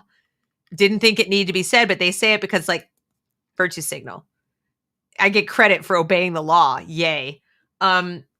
Create welcoming school and facility environments that reflect and support the diversity of the student population. That's an Angela Davis mural in the hallway. That's what that is. I'm right. You know I'm right, Christian, right? Yes. No. Oh, no. They happen to love Marxist terrorists from the 60s for some reason. I don't understand. Yeah, so that's what that means. They think black people, they think every black student, you know, associates with black Marxist terrorists from the 60s. I think it's terribly insulting personally. But this is what they'll do. When they say welcoming facility environments, they're going to put up murals of Black Lives Matter murals. They're going to put up murals of maybe who was that guy, the sort of farming activist? What was his name? Oh, he's got a Hispanic name now. I can't remember. I'll think of it. But you know, this is what that is. That's what welcoming means. And then track it. Maybe they'll have a drag queen come in. Track and report disaggregated data sets and determining student representation and success. What do you think they mean by that, disaggregated data sets? Yeah, what does that mean? Track and report disaggregated data sets and determining student representation and success. That sounds to me like we're going to pull the data apart as many times as we need to keep showing a problem that we have to fix, that we have to spend money on. Right, because so I think the idea, and I don't have much statistical education, but I think the idea, just from the language here, would be that they're going to not consider the aggregate, the sum, the whole. They're going to break it down. They're going to look at, you know, the race of the people, and then they're going to try to use that to quantify a solution. I guess that's what that means, because like looking at the whole, in their opinion, would probably ignore. That's the principle of equality, right? And that ignores equity, which is looking at particulars and seeing who needs a leg up in their understanding. So maybe that's what that means. I don't know. Yeah. So that who knows? That could be it. And then the division shall review existing policies, programs, professional development, and procedures to ensure the promotion of racial equity. And again, that's equal outcome. And that all new policies, programs, and procedures will be developed using a racial equity analysis tool. I want to know what that is. What is a racial equity analysis tool? And did Kendi design it? Yeah, you know he did. You know he did. Like, what is that? But this all presupposes that racial equity is a worthy goal. That equal outcomes based on race are a worthy goal in a system that's supposed to be educating individual human beings. Not pod people, not robots, not avatars for an entire group. Individual living, breathing souls. That's the part that is I'm not seeing here. But of course it wouldn't be here because this is all about collectivism. They've got one item in here because I was curious if this entire document like even alluded at all to the individual. And there's one, it's midway through in the agreement section. It says, provide every student universal access to high quality, culturally responsive curriculum by targeting the needs of each individual student to ensure learning outcomes are within the reach of all learners. Oh, right. Remember I said this was nonsensical? Okay, so the first half of the sentence doesn't match the second half of the sentence. The first half of the sentence is 100% collectivism. It's like each student universal access to high quality culturally responsive curriculum.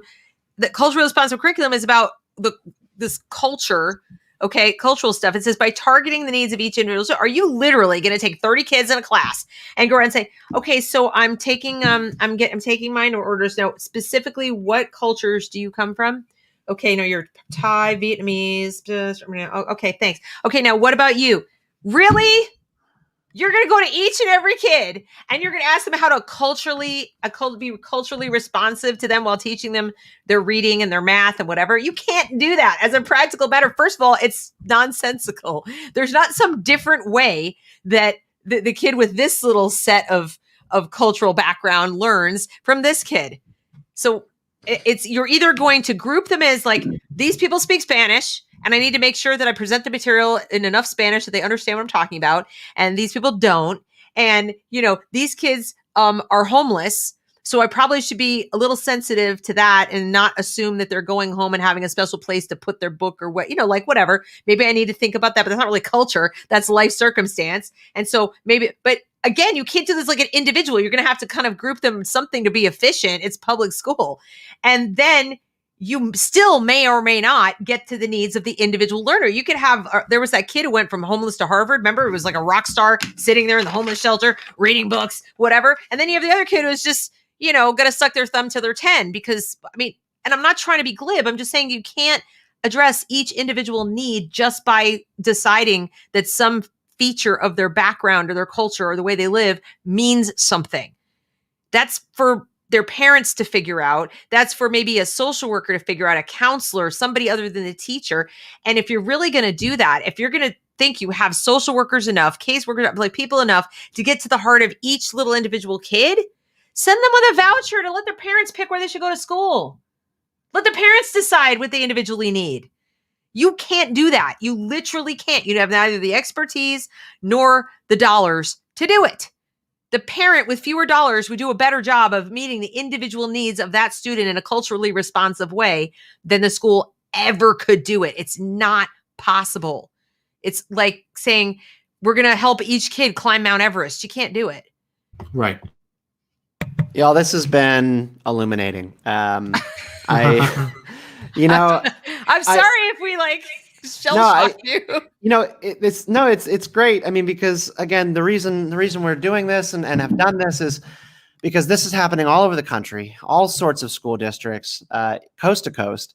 And these documents are put together by consultants, political class types, PhDs, and lawyers to be just as vague as possible to avoid possible lawsuits, and also be as broad as possible in always making sure that they're going to get more money, more resources to do the social revolution that they want to achieve using schools.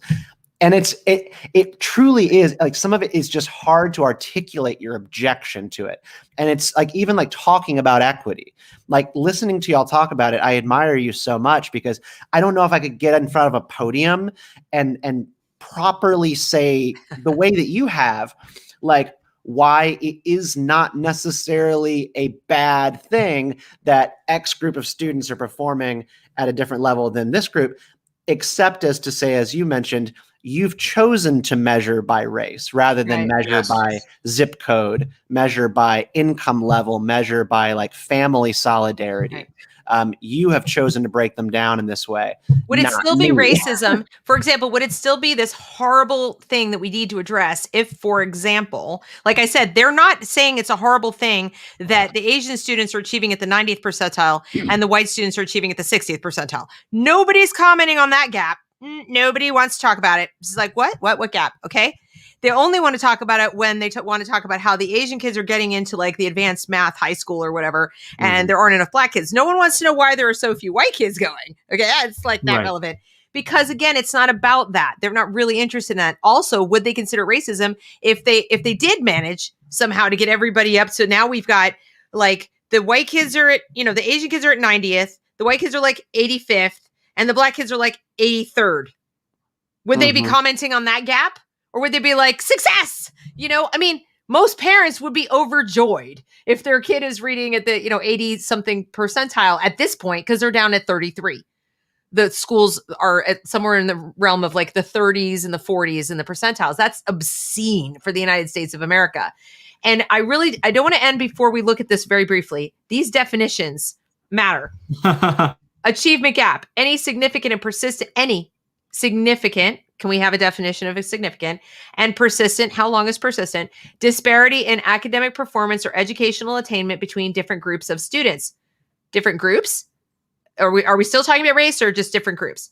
Anti-racism, the practice of identifying, challenging, and changing the values, structures, and behaviors that perpetuate systemic racism. Do we know what those are? I was unaware. Do we know what those are, Christian? Did we get a memo that I missed? No, no. I mean, I didn't see anything in this document that it fully identified. What are the values, structures, and behaviors that perpetuate systemic racism? And by the way, I also didn't see any evidence of systemic racism in the document that said, here it is, and here's how we know. Cultural competency. Cultural competence is having an awareness of one's own cultural identity and views about difference, and the ability to learn and build on the varying cultural and community norms of students and celebrating the students and their families. It is the ability to understand the within group differences that make each student unique, while celebrating the between group variations that make our country a tapestry. This is the bit that allows them to eventually put together a curriculum on what whiteness is. Correct. Right. Yes. There it is. That's what this is. There it is. This is the one that permits the lesson plan on checking off your oppression matrix stuff. This is the one that permits them to allow affinity groups by race, not just, for a club to like hang out, but to discuss ideas in the classroom. This is the one that allows them to train the white teachers separate from the black teachers, and so on and so on and so on. Putting that at the bottom, cultural competency. Also, this announces to the parents, and I hope the parents understand this, we, the teachers who don't know you, don't know your family structure, don't know your child, don't know what kind of traumas they may or may not have experienced, are going to be suggesting things to your child about themselves. We're going to violate the parent-child boundary and encourage your child to question everything from their sex. We're going to call it assigned at birth, which is going to put doubt in their mind about you. And we're going to challenge even things about how they feel about their white dad or their white mom if they're black. And we're going to suggest that perhaps they identify with the parent that has the most marginalized, because that's really the one that is the more, bearing on their life. And they may not be aware of that, but we're going to make them aware of that. Do parents want total strangers, many of whom are in their 20s? Okay. And I don't mean to be rude to people in their 20s, but I'm sorry. Hey. You haven't lived enough. No, but you haven't lived enough to be going to somebody else's child and telling them about their life and who they feel are. attacked, Deb. I'm sorry. I'm just going to say it. Now, I wouldn't want it done even by somebody in their 50s, but I'm just saying it, to me, it's extra bad when it's someone who's just out of college. Like, we have 25-year-old producers deciding for news organizations that the number one story they need to report on is everybody getting vaccinated 24 hours a day, not anything else. Or that we need to focus all our attention on the bad police and not the good police. These are people who have an agenda because they just came out of a college classroom where their professor told them, you're going into the classroom, do this. I wish I'd brought it with me. I got my little magazine from my graduate school yesterday from University of Pennsylvania. And it said on the front, it's like, teaching for civics, teaching for civic action. And I opened it up to see how some of the graduates of the Graduate School of Education are facilitating, teaching, having their students become active participants in our democracy. You'd think University of Pennsylvania would know we're not a democracy. But anyway, and I'm reading, it's like they're all proud of how they're teaching their classrooms full of activists. Our job is to produce activists. They're bragging about it. Like, this is their goal as teachers. That's what that paragraph is. So unless parents are real jazzed up to have their kids turn against them and become political activists by 5th grade, this is a big problem, or as they would say, problematic. Yeah, and I also think that it's rather interesting that they presume that they have the ability to tell me about my own cultural identity. And how are they going to decide that? Well, unless I tell you very specific information that you would need to actually make an epistemically rigorous conclusion of my cultural identity, the only way you could do that is perhaps by trying to gauge my ethnicity by my skin complexion. And not only is that a very bad metric to do it, because this tells you nothing about my culture, number one, but number two, again, as you mentioned, it does allow them to put these sort of predefined, vaguely defined ideas of whiteness and blackness into the education system and tell you about how your identity meshes with systems of power or it doesn't. So it seems like a recipe for disaster. It sounds a little racist. I mean, to me, it sounds a little racist. Like, and I don't care who you are. If you're a black teacher and you're making presumptions about anybody who's not black, if you're a white teacher making presumptions about somebody who's not white, it's just not your job. You know how you avoid racism in the classroom? You know how you become an anti-racist in the classroom? You don't do race in the classroom. Now, the people will hear me say that and let's say, oh, you don't want to teach them history? You don't want to teach them about Tulsa? They immediately go to that. They immediately go to that. I'm like, I mean, we're talking K through 12 people, okay? I'm pretty sure the kindergartner doesn't need to know about Tulsa. They need to learn to read. Yeah, okay? MSNBC, they heard all of the backlash against CRT as Republicans are blocking bills that teach slavery in the classroom. No, it's just, there's an age appropriate, we want our kids to learn a true history of the United States for a number of reasons. I mean, the best reason I can think of is to show the positives, to show, look how much progress we've been on a steady road to progress and we've done better and better and better. Show me another country that's been as self-conscious as we have. Show me another country that has consistently been striving to improve upon itself, that those were aspirational values in that document. It was not put down in the Constitution and like, well, do it now. We failed. These are what you want to aspire to and preserve. And we have fallen, gotten back up numerous times. We interned the Japanese after we got rid of slavery. Why did we do that? Could it have been because we didn't teach enough about slavery in the South or wherever at the time? That's possible too. So we want to teach that. We want to teach all of it, but you got to teach it in such a way that it doesn't make the student feel like there's no such thing as progress, or why bother? To Christian's point earlier in this conversation, why get educated in the first place if there's no point? If everything is awful and it's never going to be better until this group of people voluntarily beats themselves hard enough and gives up their worldly goods and gives up all of the things that they've worked for, so then maybe you can have a chance at success. If I'm a kid in that school, I'm like, I'm out. What's my motivation to stay here? Right. And if critical race theory was really just about teaching slavery, it wouldn't need to be a theory. We could just look at the empirical data. This is how slavery happened. Here's how long it lasted. Here's what the impacts were, etc. It wouldn't need to be a theory. A theory tries to implant a certain opinion or a certain view into already quantifiable information. That's number one. Number two, the simple fact is they're not simply teaching about slavery. They're also teaching. They're saying things about the foundations, the moral foundations of the United States. Nicole Hannah-Jones said slavery was foundational to your country. You cannot have the Bill of Rights without having slavery. And that is a statement of values, a statement of, like, quite literally the sort of core of American society. Well, she also said that that racism was in the documents. Right, yes. From the outset, put there by racist people because they owned slaves, and then said we didn't live up to the documents until Black people sort of dragged us kicking and screaming, I believe are her words, to living up to the documents. Well, what was there to live up to, honey? I thought you just told me there were white supremacist documents from the outset. She's very confused. She's a very confused individual. Kennedy does the same thing. He says, well, the Declaration of Independence was a assimilationist document that tried to get Black folks not to recognize, their own experiences and their own stories. I mean, these people play these games all the time. So they don't care about universal principles. They care solely about how they can, merge everything with their sort of epistemically emancipated view of power and privilege being ever in society. Right. And I just so you see this, NEA.org, that's the teachers union. That's the teachers union, I believe. I mean, I think, let's see if it's not it's not the Government Alliance on Race and Equity. So, yeah. Oh, is it? Okay. No, it's not the teachers union, because NEA is a teachers union also, but maybe it's a different acronym. But anyway, that is what I can tell you about this. I wish I could give you scripts and, but I think Christian gave you an excellent question to ask. Who's responsible for my child's success?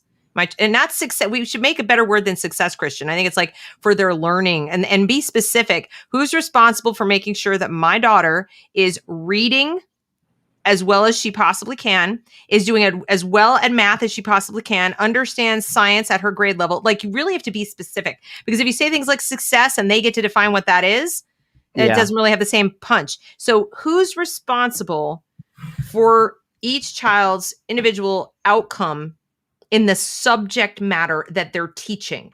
Also, I would want to know how are these teachers who claim to be in a subject matter, like they're teaching ELA, they're teaching social studies, they're teaching whatever grade, where did they get their new expertise in social work, in psychology, in race relations, social science? They're not subject matter experts. None of these board members are experts on this stuff. They are about to implement a thing that is pseudoscience. Correct. And they're going to bring in and pay gobs of money to consultants to figure out how to implement this stuff without having justification. Oh, and by the way, these consultants they're not educators in terms of, they haven't been trained in K-12 education, most of them. They're not trained in social work. They're not trained in child psychology, because if they were, I mean, in the real kind of child psychology, they would understand that they are about to abuse these children. This is child abuse. This is child abuse. You are not supposed to breach the boundary between a parent and a child, especially these grades. They are minor children. That parental bond is not to be touched.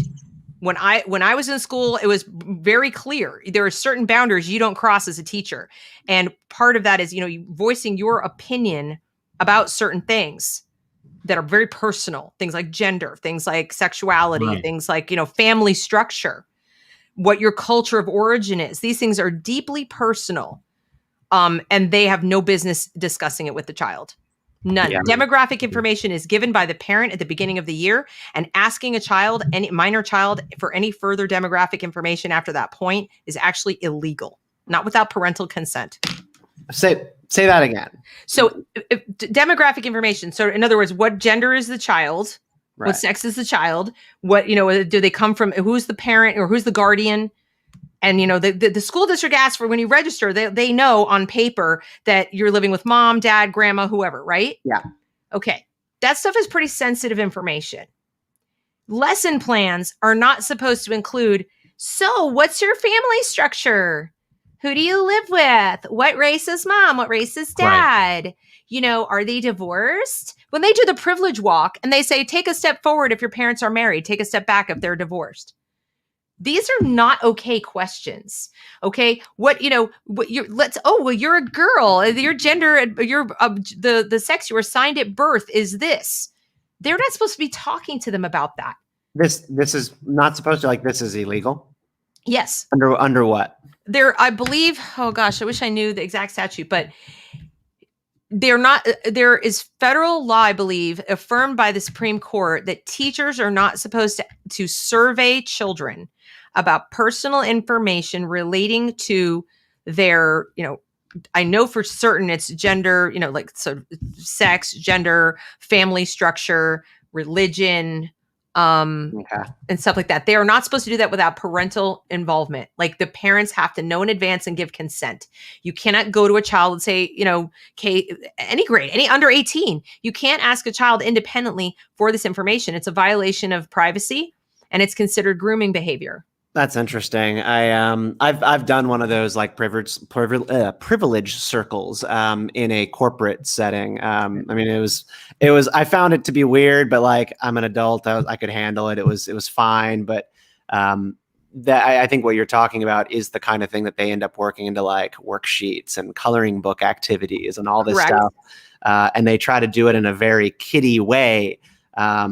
I mean, they're still pulling information that is none of their business. And any teacher that ever says to a child, well, that's the gender you were assigned at birth. Yeah. It's implanting doubt into the child's mind. First of all, they don't know what assigned at birth means. And they're doing this to kids as young as kindergarten. So I don't know what they're going to do in Manassas, but this is so vague. This could encompass, remember, intersectionality, marginalized groups, includes LGBTQ. Okay. And plus, and so on and so forth. And now with all the trans stuff, I mean, they're very sensitive to that. They're bringing that into the classroom as well. Intersectionality, BLM curriculum explicitly has a section on trans families and trans stuff. I have materials that were used in 3rd grade where they talk about how the nuclear family is part of, oppression and colonialization and all this junk. Why would you ever want that in front of your child? I mean, whether they come from a nuclear family or they don't, has nothing to do with teaching about slavery. And you know what, before we go, there is an article I want to recommend to you or commend to you guys. I saw it today. It was Andrew Sullivan's Substack, Don't Ban CRT, Expose It. Yeah. And there was a part down here that I thought was really important, where he said, he gave an example from an elementary school in California. A teacher in math class asked all the students to create an identity map listing their race, class, gender, religion, family structure, and other characteristics. The teacher explained that the students live in a dominant culture of white, middle class, cisgendered, educated, able-bodied Christian English speakers. That's debatable, but whatever. Who, according to the lesson, created and maintained this culture in order to hold power and stay in power. This is an elementary school class. The class of 8-year-olds then learned from a book helpfully titled, This is an Anti-Racist Book, how some parts of their identity could be oppressive or oppressed. No, they were not introduced to Foucault or Marcuse. So the people go, well, that's not CRT. It doesn't really matter. Okay. But they and countless others across the country, especially in the past year, are being trained to see the world through a neo-Marxian lens of identity, group, power struggle, even in math class. And he says, I don't know what planet you have to be on to be shocked when the child reports this kind of thing back to their parents. The parents want to know what on earth is going on. This is not something only ultra-conservative activists would react to, as NBC News woke reporters seem to believe. And then he says down here, because they might say to you, or somebody in the school board might say, we're not teaching critical race theory. We're not even teaching about it. This is not teaching about critical race theory. It is teaching in critical race theory, and it is compulsory and often hidden from parents. It contradicts the core foundations of our liberal society and is presented not as one truth to be contrasted with others, but as the truth, the basis on which all other truths are built. That's why teaching based on CRT will make children see themselves racially from the get-go, why it will separate them into different racial groups, why it will compel white kids to internalize their complicity in evil, tell black kids all their troubles are a function of white people, banish objective measurements of success to avoid stigmatizing failure, and treat children of different races differently in a classically racist hierarchy. Okay. Would you be so kind, just as a personal thing, would you be so kind as to do a copy and paste or something of that article so I could read it in full? Sure. It's got some good examples. This excerpt, I believe, is public. I think this excerpt actually is public. I don't think this is a function of my subscription, but I will if you aren't able to get to it from that link. I definitely will do that for you. Sorry, Andrew. She's a sharp man. He's a sharp man. Right, and not some right-wing ideologue either. No, can't do anymore. No more Substack newsletters. I miss reading Andrew Sullivan out in the public sphere. But you know what I'm saying? Like, I mean, there's somebody clearly not a right-wing ideologue, clearly stating in unequivocal terms what this is. It is not teaching about critical race theory. It is teaching in it. Exactly. You're in it. Yeah. And that's what they're doing. And it's very bad for children. As he just explained, what they're doing is abusive in absolutely literal terms. And don't let anyone roll their eyes at you about that. That is a fact. I've been doing an essay, like a series of videos on the essay by Ayn Rand, The Comprachicos, which she wrote in 1970. And whether or not you're an Ayn Rand fan is irrelevant. What's relevant is that she was writing specifically about education, specifically about progressive education, and she did it in 1970. And when you read it, even whether you read it by yourself or listen to my videos or whatever, I think it gives most thinking people chills. Again, you don't need to be an objectivist. You don't need to agree with Ayn Rand. You don't need to have ever read Atlas Shrugged. You don't need to think she's a good person. I say that because I know there's so many people I've recommended it to are like, I don't read Ayn Rand. Super. This is not about her. This is about somebody who understood how people learn. She understands epistemology. And so she took progressive education apart and explained how it is hurting children. And that was in 1970. 70. So even without critical race theory, the way they teach kids, the way they deconstruct things, separate it out, just like have everything disconnected, talk to kids like they're not individuals. They've been doing this a long time. Why is it we have college professors teaching kids this junk? Why was this appealing in the first place? Yeah. Because of that. So that puts it in perspective too. So yes, it is absolutely a form of willful brain damage. Deb, thank you so much, and Christian, for organizing this and kind of bringing us all together. I hope people watching feel like a little bit more educated and able to talk about these on a like line by line basis. I'm going to try my best to incorporate some of these takeaways and this feedback into the school board meeting for public comment on Tuesday. I think this will go through unopposed, but as long as someone in the community finds out this is going on, maybe it can be reversed at some point. Well, and you can share the video too for educational purposes to other parents that are concerned, because, the important thing, the message I want to get across to parents is you don't have to agree with my conclusions about all of this. I want you asking questions. I want you to see the premises that are there. And I want you to understand that you have a right, I would even say an obligation to your children to question the people who are in charge of your children, who are spending your tax dollars and actually literally caring for your kids all day long. Yeah. That you have a right to ask them these very specific questions about who's responsible for their learning, why they're comparing them in these ways, and so on and so forth. So like I said, whether you come to the same conclusion I did or not, that's not the point. If more people ask questions, these things wouldn't be so vague. They wouldn't I almost feel like the better approach to organizing a couple of parents in this area would not be to like go to them and try to make sure we're on the same page about anti-racism and CRT, but just be like, have you read this? And would you be willing to just go in and like ask some questions? Correct. about it? Like just show like the community's interested and they're watching, like you're being watched. A lot of these pointed questions they can't answer. And what I've found is most effective is rather than going in sort of guns blazing and accusing them of being Marxist and all this kind of stuff, is to draw out that they're incompetent, because they are. I mean, I would say you're dealing with probably like 50-50 willful and then incompetent. Yeah. And sometimes all it takes is exposing the fact that they are spending gobs of money without having any clue what they're doing, and that the possibility exists they're going to really hurt a child, or a child's going to grow up and go to high school and become so disaffected and discontented and everything that they might show up one day at the school and do what.